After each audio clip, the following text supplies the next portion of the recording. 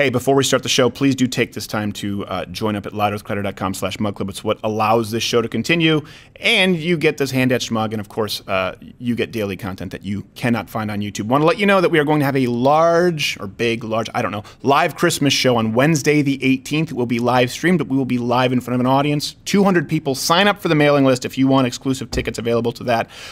Before we get to the show, here's a little bit of what you missed from Mug Club.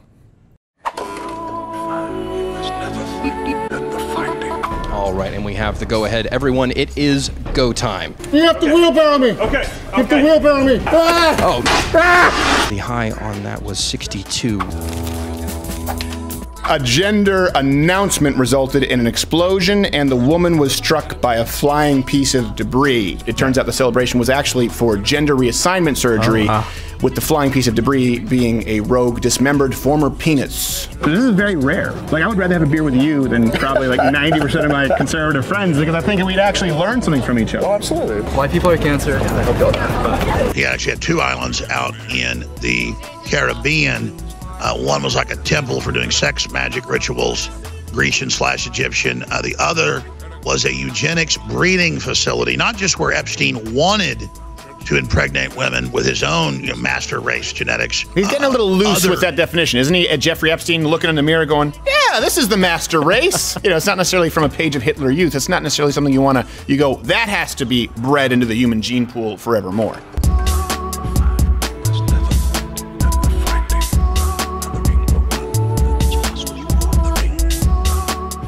Louder with Crowder Studios, protected exclusively by Walther and Hopper.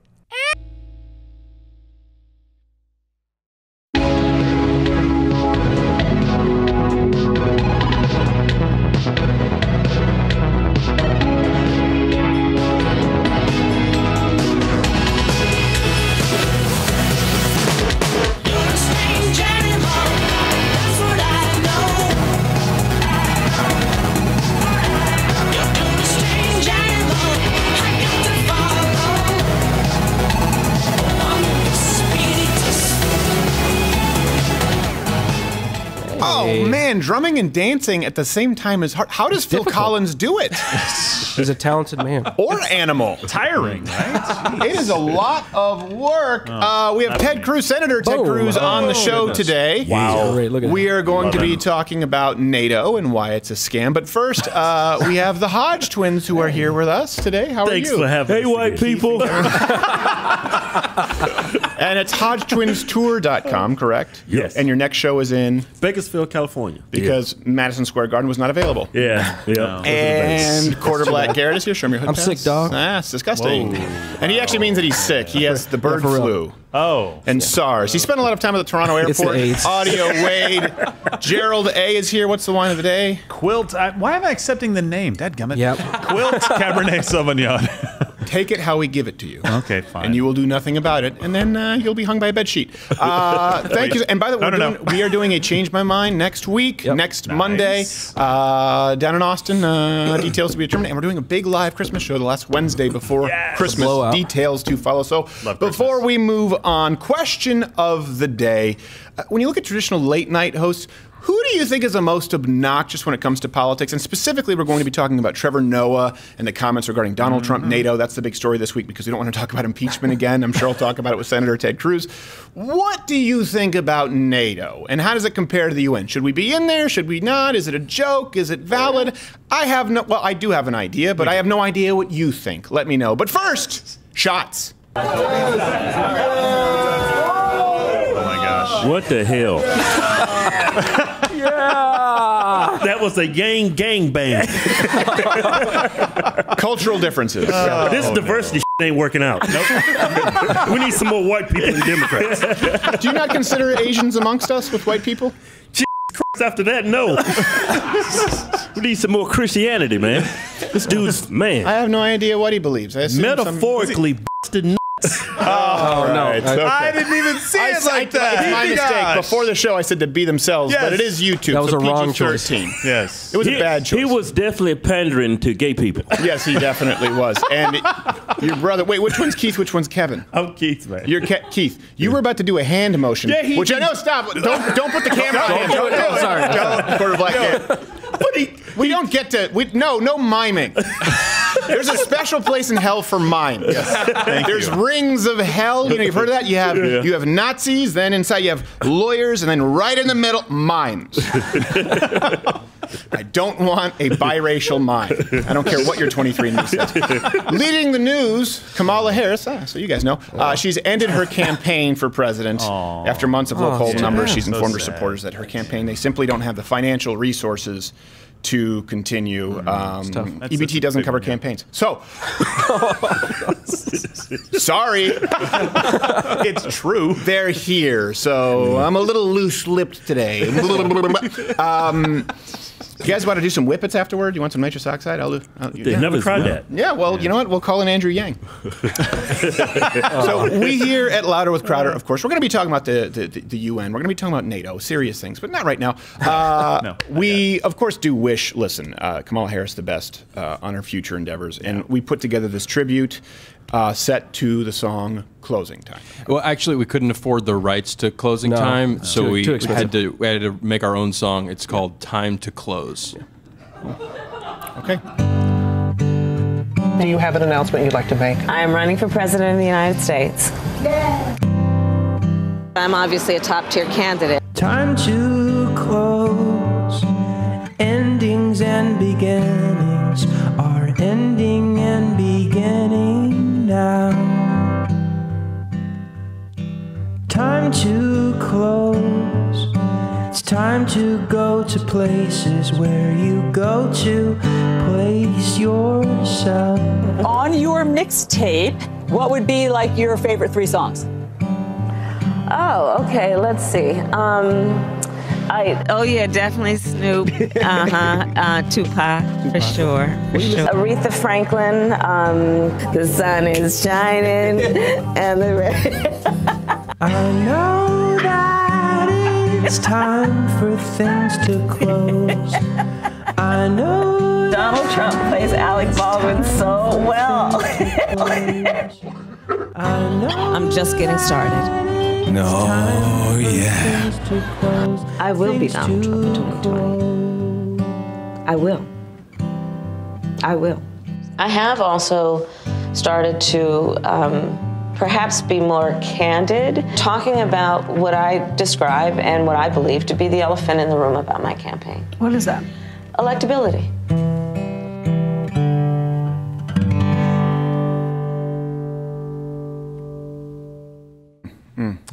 I guess Barack Obama is going to be your people's high water mark. Hey, she can go back to spread them. Cut away. That was very Death Cab, by the way. If I'd have known we were doing a Death Cab cover for Kamala Harris, seems like lack of color would have been appropriate. Yes. Yeah. And when I see you, I really see you failing now. Okay, sticking so much worse with the 2020 race. There's like 3 people who know Death Cab for Cutie. I was an emo kid who wore ladies' pants. Right there Not with you. really. They were just skinny jeans. before they were popular. And the wristbands. Yes. Get the wristbands. I didn't wear the wristbands. That was you. Oh, that was I'm not you ashamed. because I know you were which rejected by your black brethren, and so you decided you were going to go full white, and that didn't work out for you either. According to Black Cab. That was definitely his 75% to cover up white. the- He has no home. He doesn't. You know how is. an apostle is not appreciated in his hometown? It's true. Quarter Black Garrett is not appreciated in any urban area. Oh my gosh. He shows up to Lids and they just pull out a shotgun, say, nope. Not again, sir. Turn around. Nope. And it's not even a Korean. So sticking with the 2020 race, Baby Yoda is beating all of the Democratic candidates on social media. Have you seen this, Keith and Kevin? I haven't seen this. The popular Mandalorian character, I guess, is, I don't know, Star Wars reference, Hey, you pronounced it right. averages 1,671 social interactions per story, almost double that of the closest Democrat, which is not surprising when you consider Yoda is the perfect combination of all the Democratic frontrunners. Yeah. He's old, okay? He jumbles his words, and he regularly has another man hand up his ass. So that's yes. Butt stuff, you must. Butt stuff, you must. No. You must. No. You must. Yes. You must improve your butt stuff. That's called right? That's So many bleeps. All right, that brings us to this week's Hollywood Minute.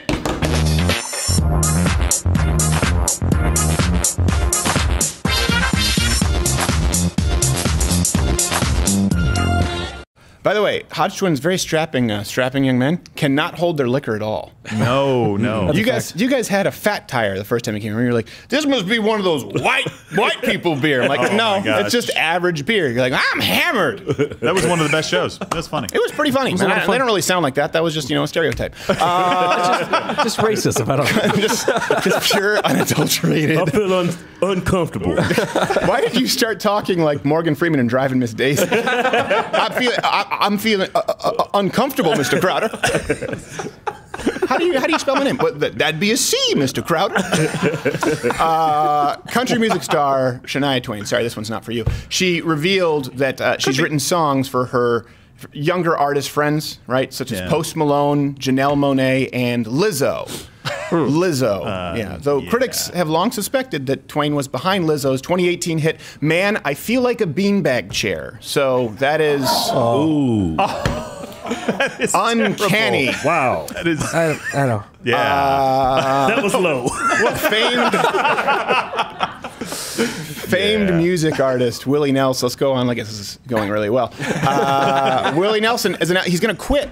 Going to quit smoking marijuana. How dare you? This comes from Page 6, which I don't know how that becomes a title of a publication. Yeah. Well, at some point there was a brainstorm, and someone was like, I need a title for this paper by Wednesday. And he was just sitting there with donut crushes like, Page 6! Done. How about page 5? No, it's 6. Trust me, it's going to be good for us. 7-minute Page 6, the quote is, I have abused my lungs quite a bit in the past, so breathing is a little more difficult these days as I have to be careful. In other news, due to repeated rope burn, for the entire month of December, Hillary Clinton has sworn off murder. Oh, nice. That's nice. Yeah. So there'll be no murder. Do bed sheets burn the whole month of December or? for Hillary Clinton? Baby steps. 1 month at a time. Baby steps out the 8x8. And Star Wars star, you guys, Billy D. Williams, you know what I'm talking about. He now describes himself as, you were talking about this yesterday, describes himself as gender fluid. What? Right? You know this story. You guys know this. They're just nodding their I always thought he was gay. Well, no, he's not. You're not up to speed in the vernacular. He's gender fluid. The Star Wars actor says, this is a quote, that he's both feminine as well as masculine, adding, I'm a very soft person. So, gay. Yeah. He's still a man, right? Well, yes. For now. I think. I'm not sure. But he's also been announced as the spokesperson for the re-release malt liquor, Severed 45. So that's works every time. It's really not all that surprising, though, kind of what you're saying, given the controversial addition that Star Wars fans weren't too thrilled about from Billy D to Empire Strikes Back.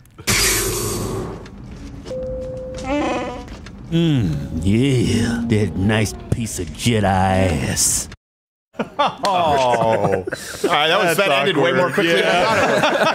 I thought there was more to that. Oh my gosh! You guys really give it your all in the vocal boost. They made the point. Can we get another take? Nope. That's done. One and done. That's it.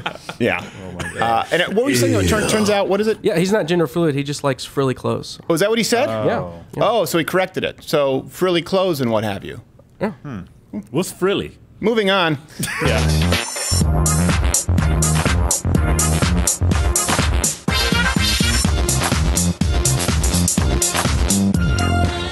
Did you just ask what's frilly? Yeah, what is that? I'm pretty sure you know what it is. Frilly? Well, take a guess. Think Rick James. There we go. That's frilly. Yeah. Oh, wait, what's that? What?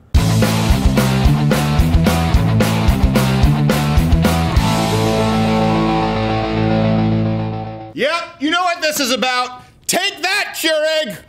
Oh, man. That's done. Oh, man. Wow. Yeah. Damn. What was it people were smashing their Keurigs for? That was a big trend. What was it? I'm not sure what was it. Sean Hannity? Oh, that's right. They pulled their sponsorship from Sean Hannity. Yes. Yeah, I think Yeah. that's what it was. So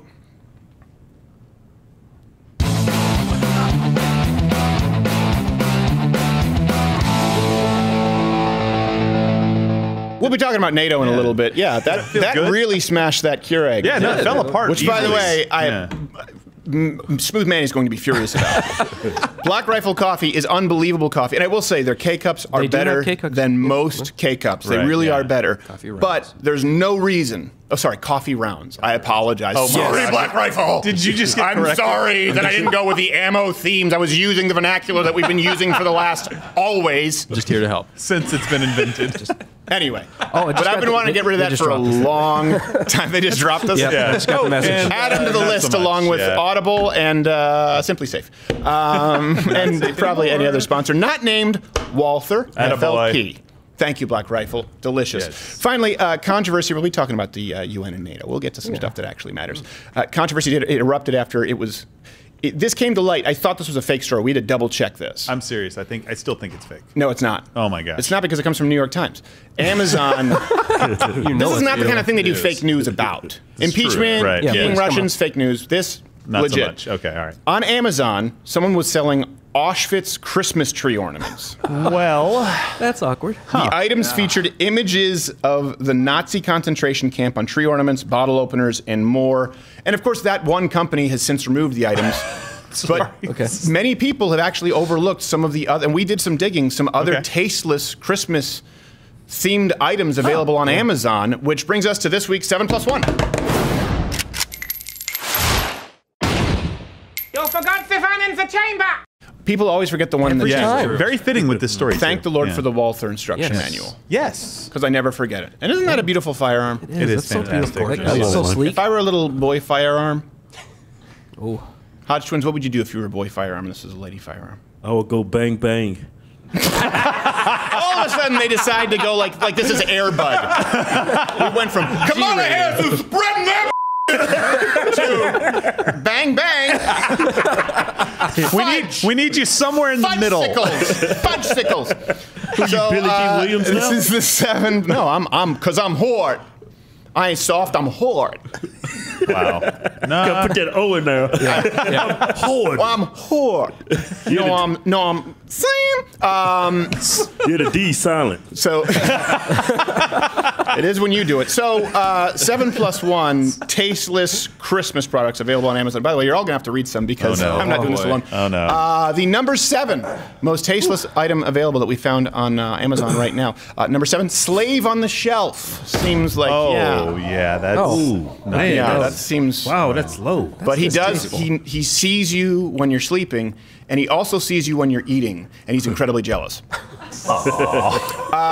Number 6. Number 6. This one was more so concerning than tasteless. The Saudi Arabian Instapot. Yeah. So that's right there. Yeah. Which almost seems like that should be more so in the the utilities aisle. Number. You know, we're gonna have the Hodge Twins read us number 5. Number 5. 5 blooded diamond rings. 5 blood diamond rings. Very nice try, though. But 5 blooded diamond rings. But you know, he's getting work. He's getting work. 5 blood diamond rings. Can you guys? What's his name? Jukuman Okunju. Do you know how to pronounce his name? The guy from Amistad. No, I don't speak African. It is Well, who do we call then? It is a continent with multiple tongues, but okay. All right. I'm guessing you guys didn't take your boat ticket back.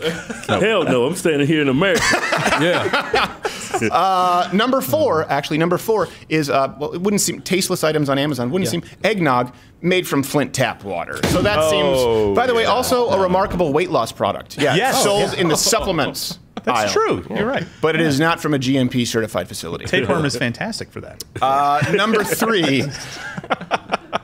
Number 3. Quarter Black Garrett, you read this one. Number 3. Number 3 most tasteless item available on the Amazon Instacart. Child soldier inflatable lawn ornament. There you go. And look. Oh, wow. Look, Coney's having a good time. Coney's liking it. That's no. Sorry, them's the breaks. You have no choice. That's it. We had to do, by the way, all of these together. Yeah. Otherwise, you know, someone would be offended because that would be horrible. Yeah. But it gets worse. Number 2, Jumanji. Yeah, which it's actually the popular board game where the loser gets transported to a magical camp for kids who need help concentrating. Need help. They need help concentrating. And that goes wildly underdiagnosed. Yeah. And how about Audio Way? Do you want to read number 1? I don't want to read number 1. Quarter Black Garrett, read us number 1. No, I don't want to do that. All right, G. Morgan Jr. Read us number 1. The number 1 most tasteless item available at Amazon for Christmas. The 9/11 Advent Calendar. Wow. Whoa. That only works because it was right next Ouch. to Jumanji, so everyone can be Yeah. equally offended. And of course, the +1 of 7+1 tasteless items available on Amazon for Christmas, the post-op nutcracker. Post-op nutcracker, which I know it says pre-op, and you guys, he's got the dangle, so that's okay because did you know this? Most of them, like 90% of them, they get the top surgery and the hormone blockers, but they don't do the bottom surgery. Right. Oh, so they. So he's still post-op. Post. Oh, so you can do an operation. You can do but not the bottom. Like Chaz Bono. What is it? Chaz Bono. One of them. Who knows? Chaz Bono. The like Joey Fatone. Yes. Has the bottom, hasn't done it, but we're going to get to the UN and NATO. This has been this week's. You forgot Stefan in the chamber! You know, I almost want to upload that segment by itself because the lack of context that makes is a it terrible list. Funner. The Hodge twins seem like they got very tired. I'm good. I'm fine, man. Good, man. All that lactic acid building up from my game. I think it was how horrible those gifts were. Hey, okay, serious question. We weigh this. Yeah. Who do you think is stronger? You're definitely better looking. You think I'm probably? I think I might be stronger. I don't know. I'm certainly not as explosive. Give them that spill you always like give. if it's a 100-meter dash, I have no chance. Right. But if it's like oh, you got a chance. I'm slow as ice water. Wait, I'm sorry. Ice water is I'm slow? the only black guy you've ever met that can't run fast. Really? Didn't you run track? No, I did the high jump. Well, how can you do the high jump? That's explosive. Right. You got to run a little. You can run. You have to run a little bit. A little bit. Yeah, but you still have to spring. Yeah. We're good jumpers, but we're not fast. It's weird. I know. That's a rough. That's a rough. I think because I'm half white and half black. That's the white side. So you're slow but angry. Yeah. They're slow, but they're really mad about it. Yeah. Right. You have the kind of physique that they just sleep and they put on muscle. I know. I'm a little jealous. My roommate in college was like that. Is it the mesomorph? What's the body type that puts on muscle? Mesomorph. Negroes. BBC. Yeah, the guy from Blood Diamond. We gotta blame that. He didn't even do any push-ups. The guy from Blood Diamond. Yeah. All right. So before we get to NATO and Trevor, you know what I'm talking about. Let's do trivia contest winner Quarter Black Garrett. Trivia contest winner is Jason Jones for correctly telling us the name of AOC. Oh, correctly telling us? I thought I was going to have the Hodge twins fix it for you there. Tez. Okay, so let's talk about NATO and the UN. We'll be talking about impeachment with Senator Ted Cruz. Maybe he has some news. Oh, yeah. Maybe. With the impeachment, the general rule is no news is no news. No news is their case right now. News is still no news. Generally speaking, there's just no news. And lies That's really all it is. are the news. So we're going to be reporting this. Trevor Noah did a segment on NATO and on Donald Trump. Of course, a surface look at NATO. So terrible. So there's been a lot of talk, obviously about NATO, the summit in London this last week, especially with President Trump taking a hard line against France. If you guys have been following. Perfect. Yeah. And he left the summit early. Power move. Trevor Noah ran a segment, of course, targeting Trump. Let me just say, listen, while I have been critical of President Donald Trump, I am 100% with him on this. Okay. First off, the UN is a joke. Okay. Yeah. We shouldn't be in it. It's terrible. Even in theory, it's ridiculous. NATO, on the other hand, is a great idea. Okay. After World War II, countries came together to try and make sure something like that never happened again. They needed a counter threat to the Soviet Union.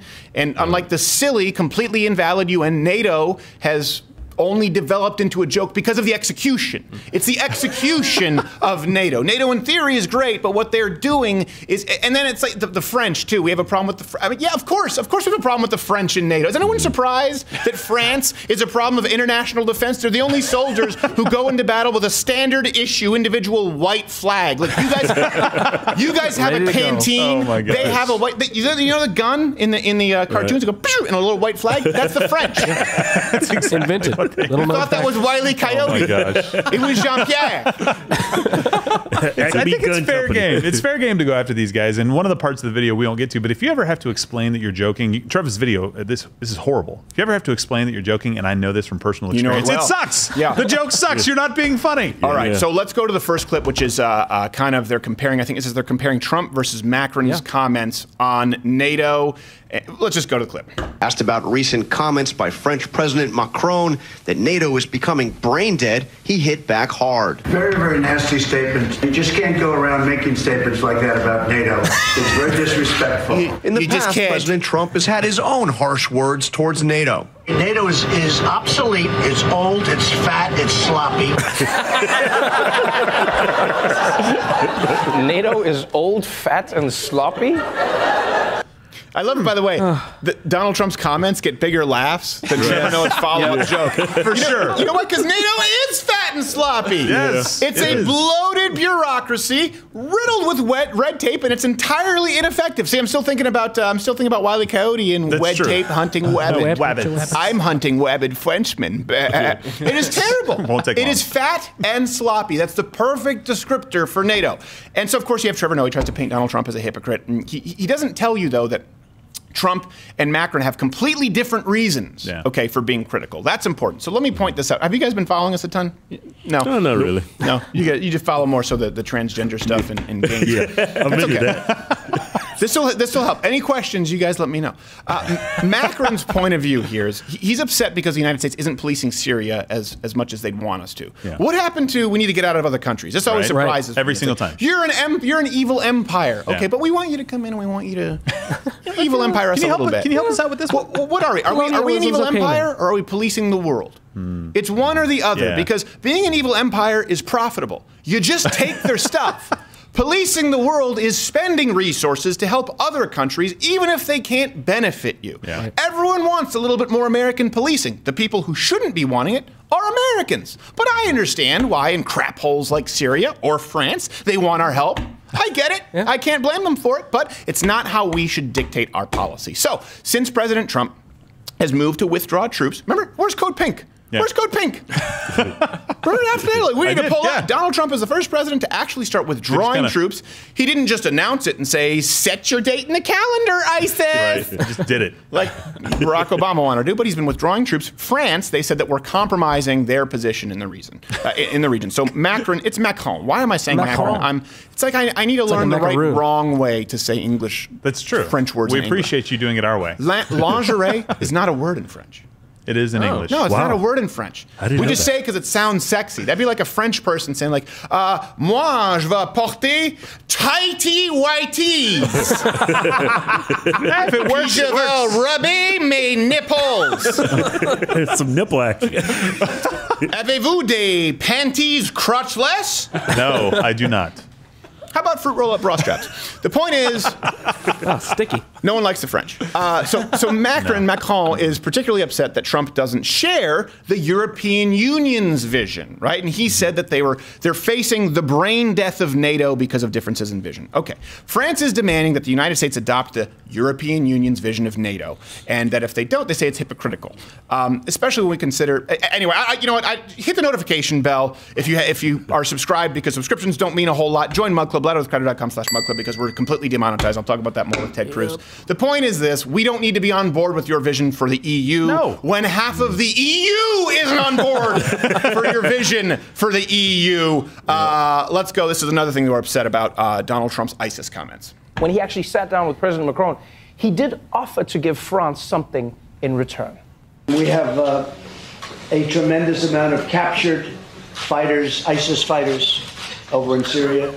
And they're all under lock and key, but many are from France, many are from Germany, many are from UK. They're mostly from Europe. I have not spoken to the president about that. Would you like some nice ISIS fighters? Oh my God! Minority of the overall problem we have in the region. I like how he's saying, just like, no, we do not want more ISIS fighters. That was one of the greatest non-answers I've ever heard. Oh! Okay. Boom! That whole meeting got, as the French say, very uncomfortable. S'il vous plaît. I mean, just look at Macron. You can see from his body language, he's trying to hold himself back. But deep down, he's thinking, I swear to God, this buffoon is going to make me cut that bitch. I swear to God. I swear to God, oh my God, I'm the That's what you saw? Because I saw a little Frenchman pissing his slacks. Yes, right. Exactly what I saw. Who the hell cares what the French want? I saw a little Frenchman who said, "Get my yellow slacks, get my Dockers." I'll take anything, please. Lois, Levi's, I don't care. It needs to be yellow. I love how he called him out and he just froze. He's like, he called mother. The idea, and then it's just amazing to me. Trevor Noah can watch that. See, Donald Trump, you need any more ISIS fighters? No, we don't. That's not any. That was the worst. That was the biggest political answer I've ever seen. The biggest non-answer. And Trevor Noah's like, oh boy, Macron got all of that one. Yeah. What are you watching? Yeah. That's like watching Muhammad Ali, Chuck Wepner, be like, Wepner's got him right where he wants him. Yeah, exactly. Any second now, They'll the surrender any Bayonne minute. bleeders. I figure his time's come. The truth is, Donald Trump has a point. Okay, yes, he may have exaggerated when he said that most ISIS fighters come from Europe. But Macron was certainly wrong when he said that European fighters account for a tiny percentage. The truth, is somewhere in the middle. Yeah. You know, like the surrendering Frenchmen. They're usually in the middle, surrounded by a firing squad. So, or running away. Yes, running away. But they can't. That's why you form the circle. You form the circle and you go, fight, fight. And they go, I don't know what this means, this fight. What is this fight? What? We are So. You must sound Mexican. That's why we need the wall. So out of 10,000, to keep me out, to keep my impressions out, out of 10,000, here's the number, out of 10,000 ISIS prisoners, 10,000 ISIS prisoners in Syria, 2,000 are foreign fighters. Yeah. Almost 1,000 of those are known, at least known right now, to be from Europe. Holy crap. Wow. Think about this for a second. Do you guys remember Jihadi John? Yeah. Yeah. Remember how big of a deal that was? Yeah. Jihadi John, it was like they were going to hang him for treason. That was one guy. That was one guy. Right. We found out that one guy from the United States went to go fight for the enemy. It was national news. It was bigger than Trump's impeachment. Right. This is just another day it's just another Tuesday for France. Imagine 1,000 Jihadi Johns. Yeah. Wow. Think about that. And by the way, who leads all of Europe in ISIS recruits? Take a guess. Take a guess. Take a guess. Take a guess. I wish we had some accordion music, or what's the French music? I don't know what it's France. Maybe I should have. Okay, here, hold on a second. I'll give you a hint. Oh. You did Just it. blur it. You did it. They've had 1,900 French nationals join ISIS. That's more than twice that of any other European nation. It's like an ISIS factory. Wow. And Trevor Noah sees it as like, look, Macron's really confident. You have 1,900 terrorist assholes from your country. You have no leg to stand on because your stool's probably been blown up. I'm surprised that many Frenchmen want to fight. I don't think that anyone with a French passport should make it through TSA. That's all the question. Put them on the ban. You know, let's ignore Muslim ban. Just a French ban. How about that? I don't even think that we should have sur la table, okay? It's just William Sonoma with an even more snooty attitude. Yeah, no, I don't need your new Harry-O hand grinder, you dick. Trying to make a buck. By the way, on top of this, France are refusing to put their own ISIS fighters on trial. Okay, they demand that other countries take care of the terrorists, and then they publicly oppose it when those same countries sentence them to death for terrorism. It's like, can you handle that problem? Okay, we're going to put them in the chamber. Well, we're not animals. Well, I think that was his beef with him when he was like, hey, do you want some terrorists? Because you'll take care of them, right? Right, exactly. You don't like them. They send them to other countries and then condemn other countries for putting them to death. It is remarkable to me. This is why, again, they should not be dictating American policy. When we talk about America first, this is a perfect example. Sorry, France, you've let your guys join the enemy. You're not doing anything about it. You don't get to send them to us or to any other neighboring countries and then tell them how they should deal with the problem. We don't cater to France. Why? Because we're better than you. Now, hold on, let me clarify. That might be, what do you mean better than? I mean, take your pick. Any facet, we're better than you. All of them. Whatever it is. Just better. Economy, energy, ingenuity, healthcare, Olympic medals. I don't care. Take it all. Actors, aside from the Dikaman Jukunju. I think he's French. I don't know. Maybe. I do like him. Maybe. Yeah, there's Never a Back couple Down of- 2. Yeah. Oh my gosh, I love it. And also, I consider that back at home France, they lead Europe in jihadi terrorism, both terrorist attacks and arrests. Okay? These are categories that you don't want to lead in, and they're leading in every single one of them. But look, he was brash, fine. I get that. If you don't like that, but he was right. He was being tough on somebody who basically said, you can't leave this war region because we don't know what the hell to do there. Yeah. We can't take care of this. You have to stay. Please help. I don't even think Donald Trump was being brash. I really don't. No, but that's what they're going to say. Like I'm just like, I don't even care if he was. No, I couldn't care less. Yeah, he was right. I would have had no problem if he just like punched him right in the face. I really would. Just right there, just look, I'm going to do this. Listen. Okay, I've never done this because of my bone spurs. How does this happen? This must be some greeting in America. We just, have sex with men. So, and here's the point about Trump's critique, right? He's been saying for years that NATO members, and this is something we've talked about, and this is what I want, and I'll get into the history of NATO a little bit for people who don't understand why I think that NATO is important if it were implemented properly, as opposed to the UN. Trump has been saying for years that countries, members of NATO, need to pay their fair share. This also has caused an uproar. These grave security concerns are the same reason that I have been very, very direct with Secretary Stoltenberg and members of the alliance in saying that NATO members must finally contribute their fair share and meet their financial obligations. By the way, he's right. As of 2019, the United States, we are footing the bill for the entire free world's defense. You guys were in the Marines. How do you feel about that? It's a waste of money. It does seem like a waste of money. I mean, I thank you for your service, but it seems to me like you'd be better served protecting Americans than ass like that. That's just too much common sense there. That just seems like too much common sense. I prefer to be at the border. I think I just heard one of those melanin-riddled Nazis. They're everywhere. I know. And to give you an idea, the actual numbers, we'll do what 60 Minutes and Young Turks don't do. By the way, happy Congress run, Shank. The bestiality baby. The ads are going to keep on coming. Oh, yeah. As a percentage of GDP, we lead all other countries, okay? Yes. And almost none of the countries even manage to meet NATO's 2% threshold. I think only the UK does. France is at 1.8%, while we're over 3.4%. And in total, the United States spends more on NATO than all other nations combined. Oh, my gosh. Wow. We have Mexico and Canada. We can leave the rest of the crap to you guys if you want to take I'm a little confused as to what fair share means. Yes. I want you guys to help define it for me. No, wait, you did. 2%. And you f***ed that up. Yeah, let it out. I love this. Let it out, Steven. God, I love this guy. I'm sorry, but I get so upset about when you think about it. It's like, okay, after World War II, all right, how about we all pitch in 2%? Which, by the way, is like saying, hey, United States, you really saved our ass back there in World War II. So we're all going to say 2% because we know that you're really going to be contributing more than everyone. But we'll at least all contribute 2%. Yeah. Then we start contributing 3, 4, 5%. We're like, can you do the 2? F you! What are we? It is remarkable to me how entitled the rest of the world is, particularly Europe. Anyway, let's go back to Macron. He's mad that we don't advance the EU's agenda. He wants Europe to call the shots when it comes to NATO. All the while, France is the #1 source of European ISIS fighters, and he refuses to take responsibility for them. You know what? Let's go. I think that I don't want to beat a dead French horse, but.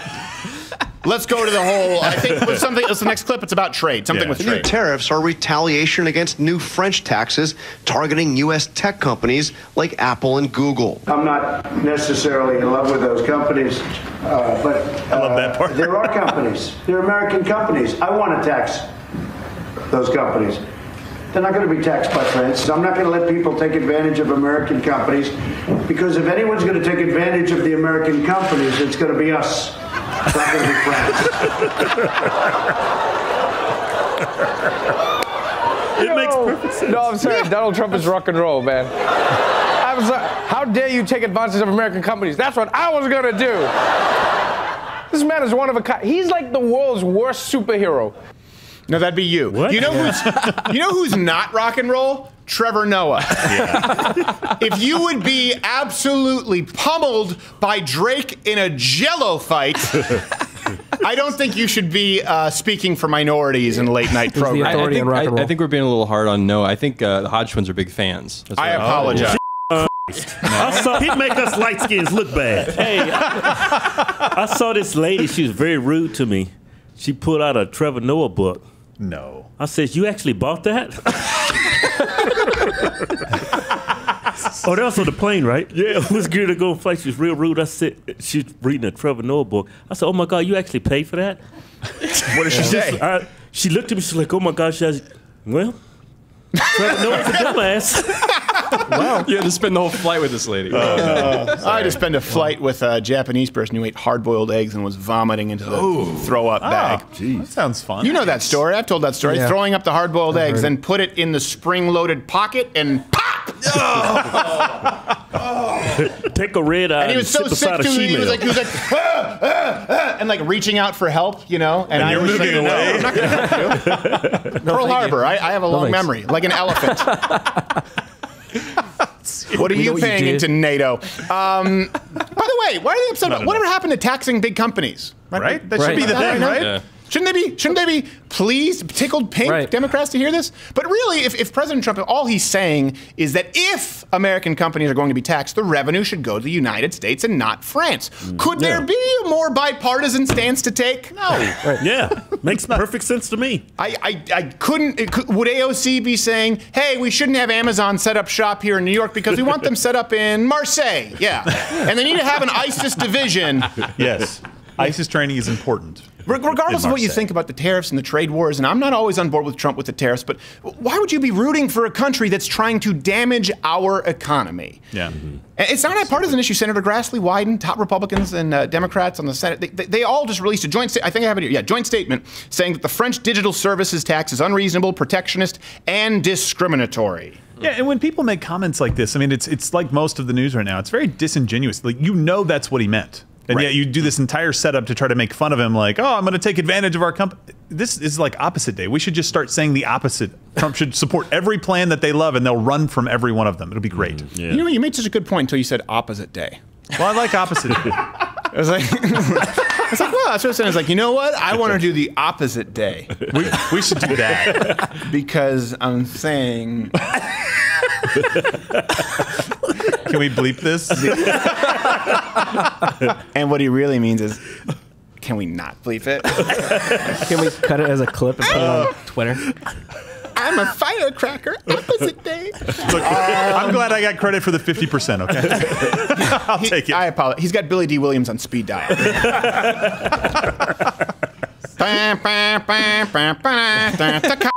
Oh, so bleep. Never heard that before. This is what happens when the Hodge twins get in. You bring the worst out of me. Yep. I bring the best out of you. Or the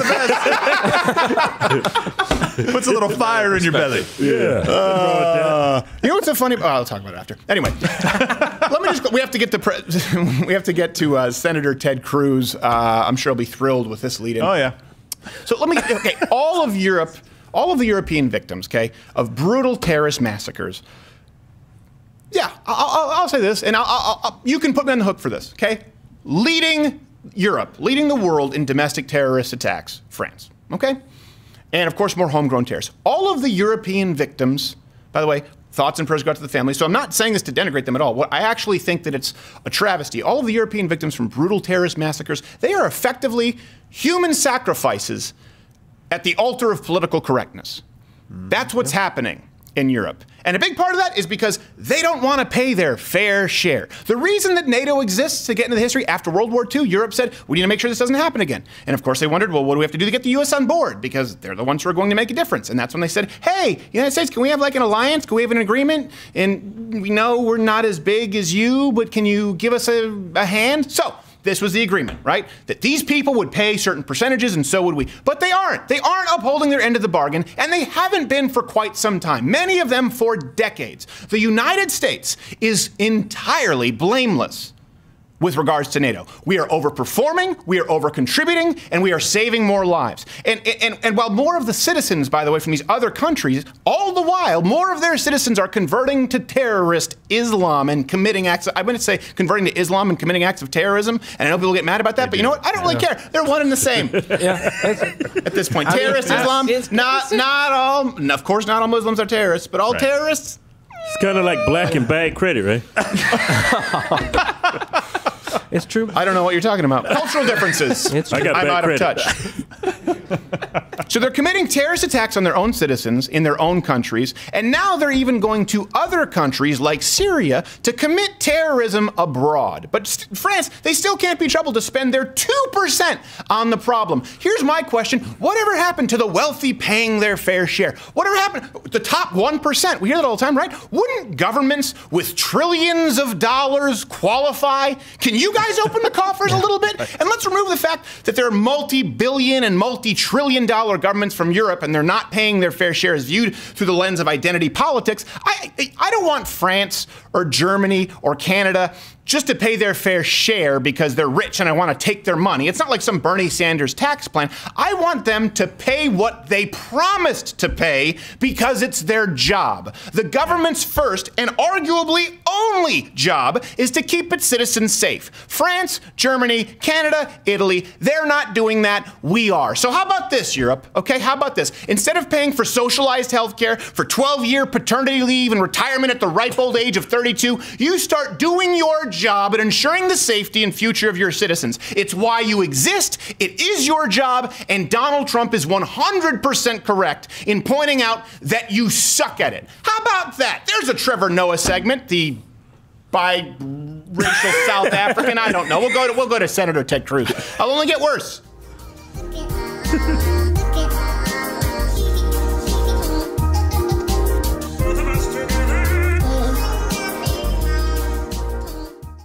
I mean, this is ridiculous, and I don't know, and I'm making it up, but I feel like 4 out of 5 Dominican women that I've met, I've been like, whoa, how you doing? Like, if you're in a really unhappy relationship and your wife is being mentally or physically abusive, you walk out. Yeah, or other women. But she was drunk, and she was older. She was a cougar, okay? Turns out she was married. I love the ultimatum there. Yeah. If you don't respect me, you don't treat me well, I'm gonna other women. That's right. What's gonna happen? No, but that's right. And guess what? That'll work. Oh, you want to meet for drinks again? And I said, now you know what that means, right? And she's like, I do. How you doing, Tiger? Ironically, that puts the fear of God in them a little bit. And a hotel room overlooking Ocean Road, up against the window where she's looking out, pressed up against the window. That's how you do it. I'm Cenk Uygur, and I approve this message, right?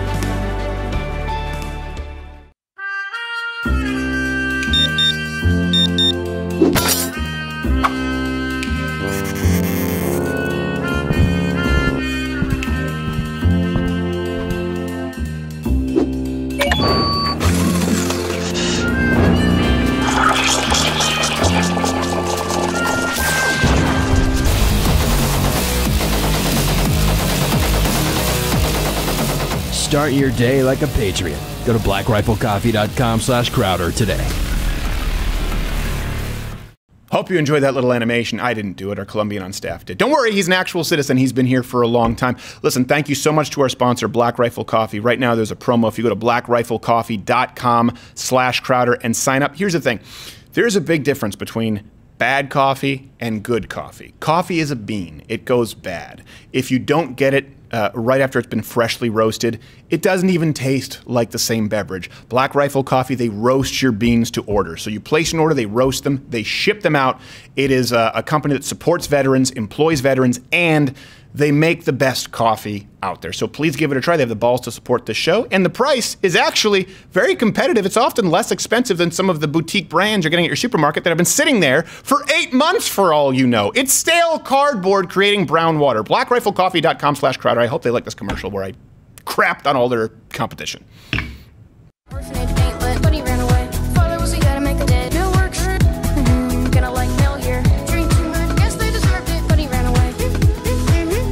All right, we don't have a whole lot of time to dance because our next guest is a very busy man. He's a very busy man, as you can tell by the time. He doesn't even have that much time to grow out his beard. He has to trim it. Wow! I didn't mean that as an insult. I meant it as a compliment because you know what? A lot of people were saying don't do the beard, and you got flack for it. We said on this show, keep the beard. It's nice. Keep the beard. I have some questions about the beard, but also impeachment and some big tech rules that'll be rolled out December 10th. He's a senator. You know what? He's a senator. You know him. You love him. Senator Ted Cruz. How are you, sir? Steven, I'm doing great. I will tell you on the beard, Heidi says I have to trim it. She said I'm not allowed to go full Duck Dynasty. Yeah. So if I want to stay married, I got to trim it. Now, do you trim this year at all, or do you just trim the sides? I just trim it to keep the length roughly even. And you decided to keep I say this, I don't think I'm letting the cat out of the bag. You decided to keep the gray. Yeah, no, I don't dye anything. I actually... Look, my view on hair, I don't mind if it turns gray. I'd like it to stick around. I'm hopeful it'll stick around, but it can be any color it wants. Yeah, I do have a shampoo because for a weird thing, like I have this Mr. Fantastic, but it's a crescent moon in my sideburn that is white. So everything else is, and then it's white like this, where it looks like I have that hyperpigmentosia or whatever it's called. So I just rub in a little shampoo. Oh, I get you. I don't look as good as Senator Ted Cruz. Look, that makes you like an X-Man or something. I mean, you just need a weird backstory about your special abilities. No, I think I need a six-pack and to be backed by billions of dollars in government funding and some kind of genetic mutation. Who doesn't need that? This is true, but you're closer to it than I am, Senator Cruz, so open the coffers. Before we get to talk about big tech, let me ask you, impeachment, we haven't talked about it at all today. We just talked about NATO a little bit, and I think that unlike the UN, NATO serves a valid purpose. It's just the execution has been a joke and that people haven't been carrying their weight. But so we haven't talked about impeachment. Is there anything new that we need to know? In my opinion, there's nothing new. Is it all white noise? What's the need to know here? Because I haven't done my job. Look, to be honest, I'm not watching what's happening in the House. What? Because it's a circus. It is a one-sided, partisan, it's a show trial. Right. If you look at past impeachment, look at Bill Clinton's impeachment, look at Richard Nixon's impeachment. In both instances, the House actually tried to respect due process. They allowed the minority to subpoena witnesses to cross-examine. House Democrats aren't doing any of that. They're ignoring their own precedents, so they're only putting on the witnesses they want. They've prevented the minority from subpoenaing witnesses, and it's designed to present a one-sided trial record. This is a show trial. The Soviet Politburo would be proud, and the outcome is preordained. They have decided, House Democrats have decided they're going to impeach Donald Trump, and it doesn't matter what the evidence is. It doesn't matter what the facts are. They hate him politically, and so they're going to vote to impeach. And so I'm not paying attention to the kangaroo court over there. If it comes to the Senate, we'll conduct a trial. We'll respect due process. And then Trump is not going to be removed from office. The outcome, I think, is very clear in the Senate, too. In both bodies, it's going to be essentially a party line vote. Yeah, and it is a kangaroo court. By the way, Dunkaroos were delicious. Did you have that in the United States? Dunkaroos? Oh, my gosh. You have little ones. Do you do Dunkaroos there, Senator Cruz? I've dunked donuts. I don't know that I've done Dunkaroos. They're just, it's a little self-contained container, and it has like animal crackers, and it's frosting. And you dip it in frosting. I definitely have not done those things. Well, you absolutely should. We'll do a Dunkaroo party next time you're here. We'll get in our jammies and do Dunkaroos. Let me ask you, this is where it confuses me now. I will say one of the really good, hard rules of politics is don't do pajama parties. I think it's a terrible rule. I think that you're not It's not a hard rule of comedy and talk radio, internet stuff, but it is a hard rule of politics. Yeah, but you know what? You need to play 8D chess. The last thing they would expect is for you to show up in a monogrammed onesie with a butt flap, and they go into the Senate bathroom, and they're like, Senator Cruz is not even taking his clothes off. And you just go, I got a flap. I got a flap because I've got so much stuff to do, I can't be taking off pants. That's what I recommend. So my question is 8D chess. Normally you hear 9D chess. So what dimension are we omitting in 8D chess? Well, I'm not that far ahead. I'm only at 8D at this point, just so you know. I didn't say it was a black belt. I'm pretty good. I'm like a purple belt. Like hey, look, ours goes to 11. Right, exactly. It goes to 11. Here's my question for you. I was talking with my lawyer about this, my half-Asian lawyer, Bill Richmond. You mentioned sort of this trial. Well, there's an investigation, right? And people talked about the whistleblower laws, but of course there aren't the same protections if it's not a criminal investigation. And wasn't a criminal investigation. I don't know what it's morphed into, but how does that apply to the laws like subpoenas, as you're talking about? Because we do know that some people have been subpoenaed. They're just not allowing the minority party to subpoena. Right. Is that what's happening? That's exactly what's happening. The Democrats don't want any witnesses that contradict the political narrative they're trying to put out, which is why I think most Americans have tuned this out. The interesting thing, when I go home to Texas, nobody asks me about this. This is a Washington circus. Right. People are interested in jobs and their lives. Now, when we get to the Senate, I think the Senate, I hope and believe, will do a much better job being fair. And we're going to let both sides present their case. And that means If the White House wants to call witnesses, if they want to call Hunter Biden as a witness, if they want to call the whistleblower as a witness, both of them, I think, are obviously very relevant fact witnesses. Yeah. The White House wants to call them. I think the Senate, we should let them call them so both sides can present the facts and evidence. This shouldn't be just a political show trial. Right. Well, so let me ask you this, because they're disallowing one side to present witnesses. So 2 questions. Is that legal, which I assume it probably is? But secondly, does that follow in line with precedent as far as these kinds of impeachment proceedings have gone in the past? Oh, look, it's legal in the sense that the House can do whatever it wants. Right.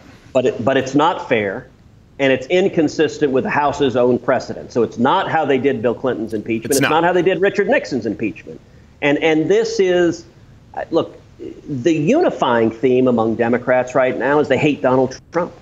And a lot of these congressional Democrats decided they wanted to remove Trump in November of 2016. They're mad at the American people for voting for him. And if you disagree with the president, I get that. They disagree with him on policy, on politics. That's what our democratic process is about. Engage, argue, and if you disagree with someone, try to beat them at the ballot box. Yeah. You know, for 8 years, Barack Obama was president. He supported a whole bunch of policies that I thought were really misguided and were deeply harmful to the people of Texas. I didn't urge impeaching Barack Obama because I disagreed with him on policy or politics. The way to respond to that is win an election. Right. House Democrats aren't willing to try to do that. They're abusing the constitutional process and abusing impeachment right now. But by the way, as it relates to winning an election, can you send some cliff notes to your neighbor Beto O'Rourke? It has been amazing to watch. Yeah. Do you think he'll be running again locally in Texas, or do you think no? You know, I have no idea what he's going to do. It was really striking because what happened was he lost his base. Right. So when he was running against me, his base was the media. And the media I thought you were going to say skater kids, but yes, media as well. Well, actually, a lot of the media are frustrated skater kids. They weren't cool enough to be skater kids, but they wanted to be. Yeah. And the media in the Senate race against me, I mean, they were like groupies at a Beatles concert throwing their underwear at Beto. I mean, it was... I think you're confusing Beatles with Tom Jones. And I say that because my mom went to go see Tom Jones recently, and women were throwing their panties on stage still. A hand to God. So I don't know if they did that with the Beatles. But yeah, I've never seen as much national attention to a local election as you and Beto, and he still lost. Yep. Well, and every week there would be a different profile. They were all breathless. They were describing his smile, his hair, every article. I think there was actually a like law that was passed among journalists. You must include the adjective Kennedy-esque. With his hair Can you do that for me one more time? Can you do that for me one more time? Kennedy-esque. Oh, geez. That's going to be a gift, but not in the ways that we would hope. I know. But I'm glad that you do it. Hey, but then the instant we beat him and won, and he declares for president, and suddenly he's running against some of the media's favored candidates, Bernie and Warren and all the rest. In an instant, the media turned on him. Suddenly, oh my gosh, he doesn't know anything. He's an empty suit. And they begin attacking him. Yeah. And I have to admit, I felt for the guy. Sure. He seemed so bewildered. He's like, wait, you guys were like carrying my robes and gasping as I walked through the room. Right. And every one of the reporters that had written these puff pieces then began just shivving him. I know. And it was the darkest prison yard you've ever seen, with knives coming from every direction. The darkest prison yard with the whitest candidate. That's also a big reason they attacked him. Like, we don't need more white guys. Yeah, I think he thought he was a part of the cool kids club. You know, he was on the island, and instead, turned out he was Piggy, and they're like, let's smash his glasses, make a magnifying glass, make a fire. I can't see without my glasses. All right, final question. Well, you know, Piggy has asthma. Yeah, yes. That was a traumatizing story as a kid. I remember I was like, Piggy dies in Lord of the Flies? As a kid, I was just absolutely devastated. I am really hoping, as ugly as these Democratic primaries have been, that we don't see any skulls on sticks. That probably would be a step too far. Yeah, I certainly would agree with you. You know what? Okay, I have some questions for you on the December 10th YouTube. And besides, if it was a pig skull, they'd lose all the vegan votes, so they can't do that. Yeah, well, there are many reasons they can't do a pig skull. But, okay, that is at Ted Cruz, Senator Ted Cruz. We're going to Web Extended here for a little bit. If you're not a member of Mug Club, join up right now. You must choose. Bimbo. My name is Mr. Susan. You must choose, and now it is time for you. All right, one live read of the week, because if you haven't joined Mug Club yet at loudwithcrowder.com/mugclub, I guess you don't care about the show. But another wonderful sponsor. If you're a firearm owner, you've taken steps to be able to defend yourself, I assume. Your family, those around you, your loved ones, from bad people. But a lot of gun owners don't ever think about what happens if they have to use their firearm in self-defense until it's too late. Let me ask you, what happens when the police arrive? Do you know what to do? What do you say? More importantly, what do you not say? That's where firearms legal protection comes in. FLP is a leader in prepaid self-defense protection plans, and that means that they have plans designed specifically to protect you and your family. The folks at FLP, they're experts at managing what happens if you use your firearm in self-defense. All you need to do when you have their service is call a toll-free hotline night or day. A representative, they'll get you through the critical moments. They have a network of attorneys ready to help you. It amounts to about 32 cents a day. I think it's $9.95 a month. They handle everything from legal fees, bail, and they help you get prepared in case you ever actually do need to use your firearm. It's a full spectrum service. If you have a firearm, you need a service like this. There are others out there, but none of them are as well priced, and none of them have the balls to support the show. So go to firearmslegal.com/LWC, register now. If you have a firearm and there's even the potential of you using it ever, you need this. Firearmslegal.com/LWC.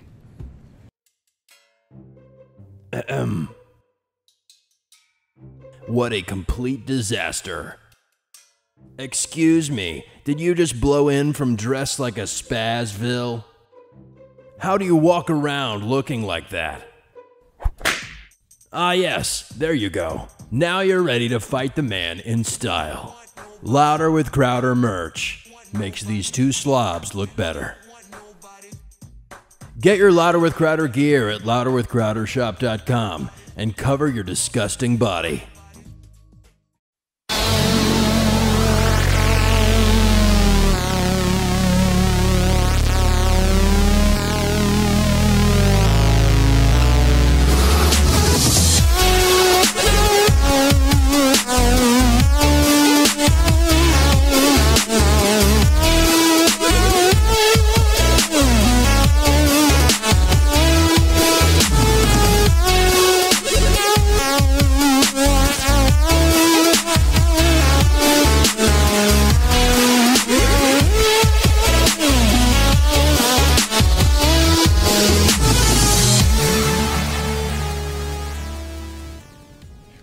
That was Timothy Dalton finding out that Walther PPKs don't work underwater.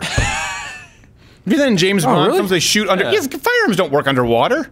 Actually, I have no idea. Thank you so much, Walther, for your sponsorship. We really appreciate it. If your firearms do work underwater and I misadvertise your product, we gotta know. I apologize. I assume that firearms don't work underwater because a firing pin. Yeah, but he's James Bond. Yeah, I don't know. Was Timothy Dalton really James Bond? No. I mean, not really. Was he really? He just got lucky. Thank you so much to Senator Ted Cruz. There is a long, extended interview available for those who are Mug Club members. If you're not, please do consider signing up, especially with December 10th looming, which we talk about with Senator Ted Cruz. Next week, we'll be doing Change My Mind in Austin. Oh, right. Affirmative action is racist, so we'll see what happens there. And then we have a big Christmas show Wednesday the 18th. We're going to be doing a live show, sort of a variety show. We'll be doing it for charity, where a portion of every Mug Club sold will offer you guys a discount. We'll go to either Christmas baskets or some kind of I guess, homes in need Christmas charity. We haven't figured out which one is best yet. Let me know. Tweet me at SCrowder which charity you think is best around Christmas time, because I don't want to be given to like Bono's One charity, which ironically gives less than 1% to actual charity. And thank you so much to the Hot Twins. They are hot twins. Those hot twins. That's true. So, closing segment here. Let me talk about this. So, my wife and I were actually having this discussion last night. She wants to get a Tesla. Oh. But not because she wants to go fast. She would never go fast. But she likes the idea of a self-driving car.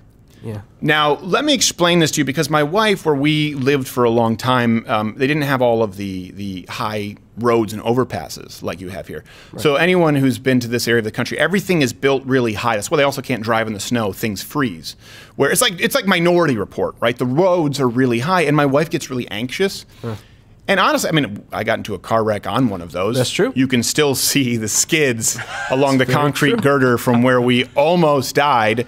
And you can see them whenever you're driving on these freeways here. You're like, oh, there's a mark. Oh, there's a bumper mark. There's a bumper mark. Went right off the side there. Look, that one's like they stamped an IKEA, not an IKEA, a Kia cookie cutter. IKEA would sell cookie cutters. That's just like a cookie cutter stamp from a Kia car. Yeah. I got IKEA and Kia mixed up. So sue me! But she was asking me about it, and I said, okay, listen, here's the deal. First off, I don't want a Tesla. Sorry, Tim from HR. I don't like them. But I said, so cool. I tell you what, we can get a self-driving car once the technology gets there, but only if you've gotten to the point where you can drive entirely comfortably on these 4-lane roads that go up, 80 stories in the sky. Only once which I know sounds sort of like it defeats the purpose, but actually that's the whole reason that I said that, because only when my wife would be proficient in driving a car in a situation that she finds very fear-inducing, can she get it? Otherwise, and the reason I said this is because otherwise it would be letting the fear dictate her decision. It would be getting a Tesla, getting a self-driving car because she's afraid or uncomfortable to drive a normal car on a road that's 80 feet up. And I don't want my wife making a decision based on fear. When you do that, and I think everyone here has done that at some point, when you, instead of conquering your fear owns you. That's what happens. And it's a horrible, horrible feeling. Let me talk with you about something here personal. I said that I wouldn't because I know I talked about Hopper a long time ago when he was diagnosed with lymphoma. I don't think I'm being a liar because I've changed my mind. Tomorrow is Friday. I'm going to have to put Hopper to sleep.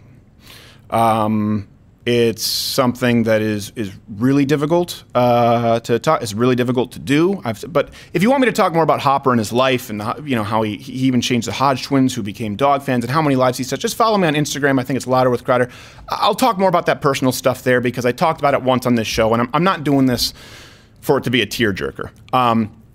But there were discussions that need to happen. I think there's something I would kill 1,000 dogs to save one human baby. Don't get me wrong. But this is the first time I've had to go through this. And it is probably the hardest thing I've had to do because you have to make a decision to end the life of someone you love. And you're doing it out of compassion. It is the right thing to do. And thank you so much to my vet, Dr. Wright, who said, listen, there's no guilt. He said, I've known a lot of people who say that I wish I would have done this sooner.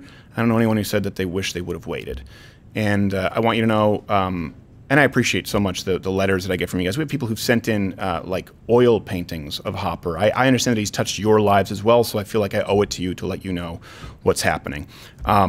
He's not in pain, but probably in a week or two, it would get pretty rough. It's like a flu that you don't get better from. And so we've had to have these conversations, and I have to be there tomorrow. So we haven't missed shows this week. Haven't taken a sick day, but tomorrow I won't be coming into work because I have decided that I'm going to be the one there to hold him while they put Hopper to sleep. If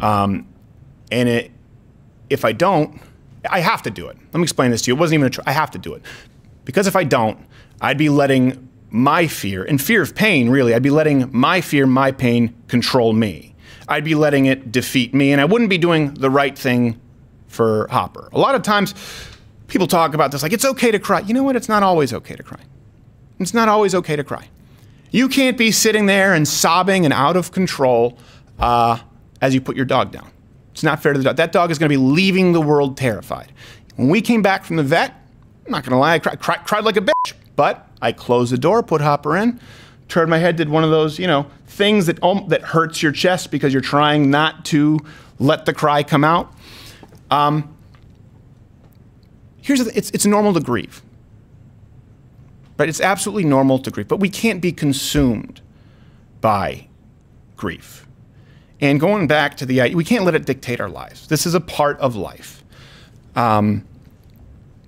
And I haven't really thought about everything I'm going to be talking about here, so forgive me if I'm a little frazzled. It's a little bit of a tough subject to talk about. Here's the thing. Let me put it this way. Everyone on earth goes through periods in their life where they just want to give up or want to die. Every person goes through a period in life where you feel like you're done and you just want it to end. You want to give up and die. You just don't.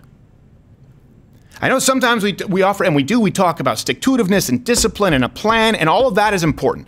That being said, You can maintain control of your emotions, you can be disciplined, you can set a plan, you can get up at the same time every day, you could be doing the right things, and sometimes your emotions just get the better of you, and everyone gets to a point where they hit a wall, they're at the end of their rope, they feel like they want to give up and die. You don't. You just choose not to. It's that simple. And let me tell you, you know, this is going to sound cliche, but a big help in dealing with this. First off, it's easier to deal with this now because we've had time with Hopper and we've done everything that we could. It wasn't very sudden. But looking at it with an attitude of not what, and we are losing a lot, losing a best friend. That is absolutely true. But looking at how much we were blessed, and other people were blessed because of having a dog like Hopper. Looking at this through the lens of both gratitude and selflessness is so immensely helpful. When you look at it, instead of saying, I am putting my dog down, that is really sad. It's really sad, but going, my God, I got to rescue a dog that we've had 7 years with this dog. We saved this dog's life. It was a one-legged dog with Lyme disease and alopecia, and people who never liked dogs got to spend time with him, and he was a therapy dog, and he got to sleep in our bed, and we grew up with him, my wife and I, the woman of my youth, and we moved to a new house, and we kept the old futon that he loved, and we have so many memories that we're grateful for, and we got Betty, who's going to be on the show more, and they started bonding together, so we were able to sort of pass that torch now to Betty, and after this, we'll probably get another companion for Betty, because Betty does really well with dogs. If she had her way, her and Hopper would be playing all day and then cuddling all day, and Hopper instead had his way, and it was get the hell off me because he's an old man, and I don't blame him. But looking at it with gratitude and selflessness, that frames what you have to do. That frames the, I can't believe I can't believe my dog is dying. That changes because of gratitude to, thank you, Lord, for giving me the time and helping me grow as a person with this sentient being who I love dearly. Thank you so much. And looking at it selflessly, serving others is, you know what, as opposed to going, I have to put my dog down, because I've seen people like this. It's what is needed. What does Hopper need right now? What does he want right now? What does he need at this moment in time? And the truth is, he's happy. He's happy. He's not in pain right now. He has no idea he's going to be taking a sleeping pill. It's like taking a few Xanax. He's going to be having a grand old time. You know what would ruin it? Me thinking about myself and spending the last couple of days feeling sorry for myself and weeping. And a lot of people don't realize this. Pain sometimes can create a very selfish environment. Yes, it's okay to feel pain. It's okay to grieve. But to allow it to consume you almost invariably allows it to consume the people around you. And that's not right. It's wrong. Regardless of whether you're in pain or not, it is wrong to act that way. So if you find yourself in a situation where you maybe feel like it's too much, you're at the end of your rope, you want to give up, you want to lay down, here's what you do. Don't. Don't. And look at your situation and say, what can I be grateful for, and how can I serve others? Above everything else that I've talked about on this show, if you approach every single scenario, it's particularly the most painful ones, what am I grateful for, and how can I serve? It will change the way you live your life. And the way that you live your life, subsequently, will benefit the lives around you. So thank you so much for being here with me. I appreciate it. Thank you for all of your letters. And you know what? Pretty soon we might be having a golden ticket for a companion for Betty. Thank you so much. We'll see you next week. Have a big Change My Mind coming up. God bless. It only takes a time.